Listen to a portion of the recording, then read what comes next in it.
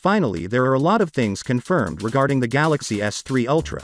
We know Galaxy S23 Ultra display might not get some exclusive changes, or maybe Samsung will improve this before launch. But the thing which is 100% confirmed is a Galaxy S23 Ulta will come with the new ultrasonic fingerprint scanner, and will be bigger than what we have seen on the S23 Ultra. Not too large though, as the screen protector shows it will take a similar space just like the S22 Ultra. So the technology is changed but will have a similar size. The new camera features on the Galaxy S23 Ultra is also really amazing, where the new 200 megapixel camera will be protected with the new Gorilla Glass, which is close to Apple Sapphire glass, and with this new glass the image quality in the low light imaging will be improved.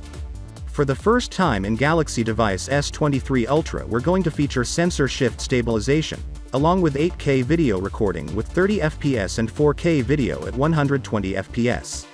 Samsung is also going to wear the new portrait video mode, which will allow user to record video at 2.8K or 4K, and the Galaxy S23 Ultra will get 3 shooting modes, 200 megapixel, 50 megapixel and 12 megapixel. Samsung phones are the one to have best displays in the smartphones, but that changed with the iPhone 14 series. Samsung has given their best displays to the iPhone 14 Pros, with a big practice of 2000 nits. It even left behind the S22 Ultra, but now Samsung is taking back the control. The Galaxy S23 Ultra will have the best display we have ever seen on any Galaxy smartphone.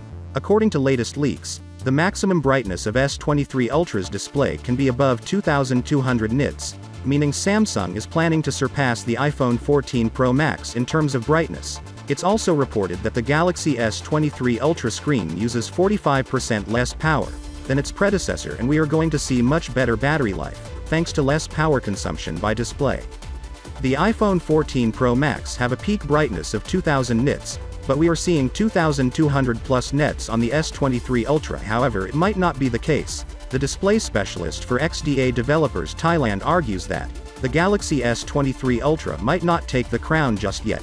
It's all because of the OLED emitters used in both displays are identical, and the peak brightness test used by Samsung and the Apple are different. This means the S23 Ultra Trump could have same level of brightness as the iPhone 14 Pro Max, even though it has a special edition chip tread will take everything to a whole new level.